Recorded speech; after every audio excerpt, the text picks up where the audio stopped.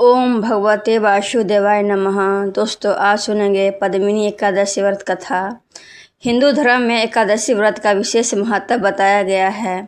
वर्ष में आने वाली 24 एकादशियों में से पद्मिनी एकादशी का स्थान अत्यंत श्रेष्ठ माना जाता है। यह एकादशी केवल अधिक मास पुरुषोत्तम मास के शुक्ल पक्ष में आती है।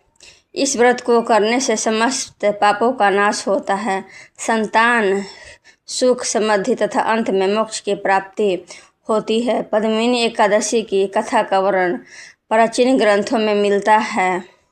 प्राचीन समय में त्रेता युग में महिषमती नगरी में राजा कृतवीर्य राज करते थे। वे अत्यंत पराक्रमी, धर्मात्मा और प्रजा का पालन करने वाले राजा थे। उनके पास अपार धन, वैभव और विशाल सेना थी। उनकी 1000 रानियां थीं, परंतु उन्हें कोई संतान प्राप्त नहीं थी। संतान न होने के कारण राजा और उनकी रानियां अत्यंत दुखी रहते थे। राजा ने अनेक यज्ञ कराए, दान किए, ब्राह्मणों की सेवा की, तीर्थ यात्राएं की और देवताओं की आराधना की, लेकिन उन्हें संतान का सुख प्राप्त नहीं हुआ। अंत राजा ने राज्य का भार मंत्रियों को सौंप दिया और अपनी प्रमुख रानी पद्मिनी के साथ वन में तपस्या करने चले गए। वन में राजा ने हजारों वर्षों तक कठोर तप किया। उन्होंने भोजन और जल का त्याग कर केवल वायु के सहारे जीवन बिताया। उनके शरीर की हड्डियां तक दिखाई देने लगी, परंतु फिर भी भगवान उनकी तपस्या से प्रसन्न नहीं हुए।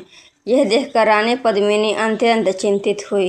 वे अपने पति की सेवा करती और उनके स्वास्थ्य की रक्षा का प्रयास करती, लेकिन राजा तपस्या में ही लीन रहे। एक दिन वहां महान पवित्रव्रता और तपस्विनी अनुसुईया का आगमन हुआ। रानी पद्मिनी ने उनका आदर सत्कार किया और विनता पूर्वक कहा, हे माता जी, मेरे पति वर्षों से कठोर तपस्या कर रहे हैं, फिर भी उन्हें संतान का वरदान नहीं मिला। कृपया ऐसा कोई उपाय बताइए जिससे भगवान शीघ्र प्रसन्न हों। रानी ने विनम्रता से पवित्रव्रता धर्म से प्रसन्न होकर माता अनुसुईया ने कहा, हे पुत्री, अधिक मास में शुक्ल पक्ष में आने वाली पद्मिनी एकादशी का व्रत अत्यंत प्रभावशाली है। यदि तुम पूर्ण श्रद्धा, नियम और भक्ति के साथ यह व्रत करोगी तो भगवान विष्णु अवश्य प्रसन्न होंगे और तुम्हारी मनोकामनाएं पूर्ण करेंगे। माता अनुसुईया ने रानी को व्रत की संपूर्ण विधि बताई। उन्होंने कहा कि दशमी के दिन सात्विक भोजन करना चाहिए, ब्रह्मचर्य का पालन करना चाहिए और मन को पवित्र रखना चाहिए। एकादशी के दिन प्राप्त स्नान करके भगवान विष्णु की पूजा करनी चाहिए। तुलसी दल, धूप, दीप, पुष्प, फल और नैवेद्य अर्पित करना चाहिए। दिन भर उपवास रखकर भगवान के नाम का जप करना चाहिए तथा रात्रि में जागरण कर भजन कीर्तन करना चाहिए। अगले दिन द्वादशी के विधि पूर्वक पूजा करके ब्राह्मणों को भोजन करना चाहिए और उसके बाद स्वयं पारण करना चाहिए।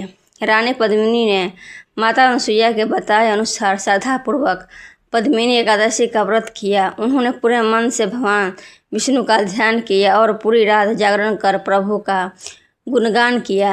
उनकी निष्काम भक्ति से, अटूट श्रद्धा से भगवान विष्णु अत्यंत प्रसन्न हुए। भगवान विष्णु गुरूर और आरूढ़ होकर रानी पद्मिनी के सामने प्रकट हुए।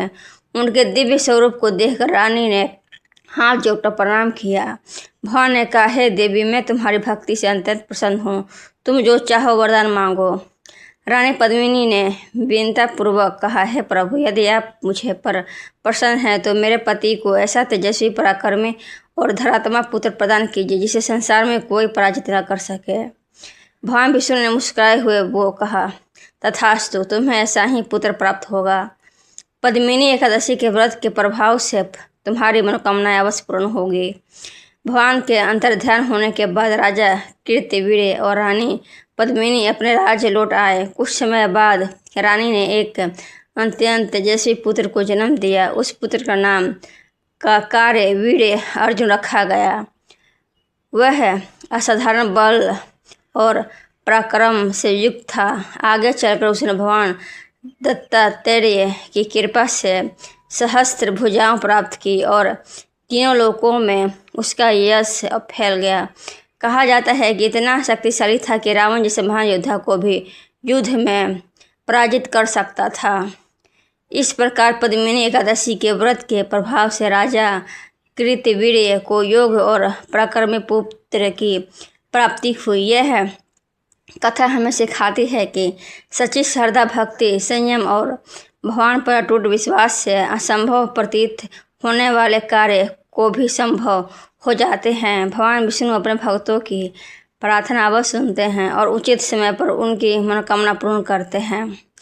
पद्मिनी एकादशी का व्रत केवल संतान प्राप्ति के लिए नहीं बल्कि जीवन के सुख, शांति, समृद्धि, आरोग्य और आध्यात्मिक उन्नति के लिए भी किया जाता है। इस दिन भगवान विष्णु और माता लक्ष्मी की पूजा करने, विष्णु सहस्त्र नाम का पाठ करने, तुलसी की पूजा करने तथा दान पुण्य करने का विशेष महत्व बताया गया है। जो श्रद्धालु इस व्रत को विधि विधान से करते हैं उन्हें अनेक योगों के समान पुण्य प्राप्त होता है और अंत में भगवान विष्णु के परम धाम की प्राप्ति होती है।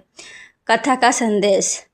पद्मिनी एकादशी हमें शिक्षा देती है कि धैर्य, श्रद्धा, नियम, सेवा और सच्ची भक्ति से भगवान अवश्य प्रसन्न होते हैं। जीवन में आने वाली कठिनाइयों का सामना विश्वास और सदाचार के साथ करने वाला व्यक्ति अंत सफलता, सुख और ईश्वर की प्राप्त करता है। तो दोस्तों, ये वीडियो आप लोग कैसा लगा? अच्छा लगा होगा तो लाइक कर देना, कमेंट में ओम नमः भगवते वासुदेवाय लिख देना। हम इसी तरह के वीडियो रोज आप लोगों के लिए लेके आते रहेंगे। ओम भगवते वासुदेवाय नमः। जय माँ लक्ष्मी नमः। राधे राधे।